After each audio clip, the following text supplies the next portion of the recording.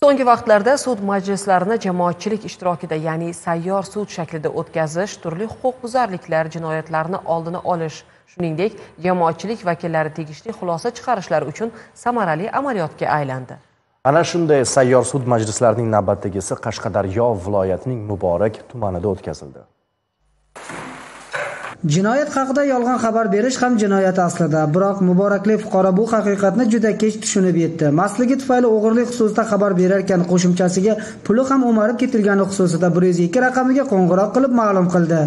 Jinoyat sodir etib, jinoyat sodir etish davomida qasddan yana jinoyat sodir etyapmiz. Jinoyat ishlari bo'yicha Muborak tumani sudining sayyor sud majlisida mazkur holat muhokama qilinar ekan, jinoyatning boshqa tafsilotlari ham ochiqlandi. Gap shundaki, ayblanuvchi muqaddam sodir etgan jinoyati uchun javobgarlikka tortilgan bo'lib, probatsiya nazoratida jazo o'tab kelgan. Jinoyat sodir qilgan kunda tumanning Bobur mahallasi hududidagi spirtli ichimliklar do'koniga mast holda avtomashina boshqarib kelib, mashinasini do'kon oldida qoldirib, yana ichishda davom etadi. Tashqariga chiqqach, mashinasini topa olmay, shu zahoti 102 raqamiga telefon qilib, o'g'irlik xususida xabar beradi. Chaqiruvga ko'ra voqea joyiga yetib borgan tergov-tezkor guruhi mashinaning joyida turganligini va hech qanday pul o'g'irlamaganligini aniqlab, fuqaroni tegishli tartibda tuman ichki ishlar bo'limiga olib borishadi. Ertasi kuni ayblanuvchi jarima maydoniga qo'yilgan mashinasida 1600 AQSh dollari va qo'l telefoni bo'lganini bahona qilib, takroran 102 raqamiga jinoyat to'g'risida billa turib, yolg'on xabar beradi.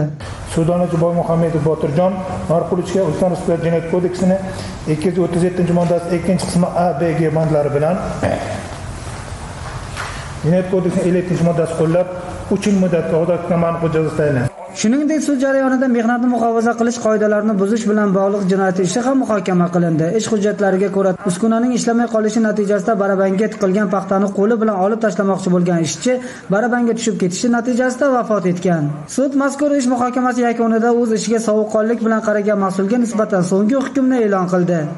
Sudlanuvchi Haydarov Qurbonmurod Shodmonovich O'zbekiston Respublikasi Jinoyat kodeksining 250-moddasi 2-qismi A bandi bilan aybli deb topilsin. Sudlanuvchi Haydarov Qurbonmurod Shodmonovichga O'zbekiston Respublikasi Jinoyat kodeksining 250-moddasi 2-qismi A bandi bilan 1 yil muddatga davlat ishtirokida tashkilotlardan mansabdorlik moddiy javobgarlik bilan bog'liq lavozimda ishlash huquqidan mahrum qilinib, 3 yil muddatga ozodlikni cheklash jazosi tayinlansin.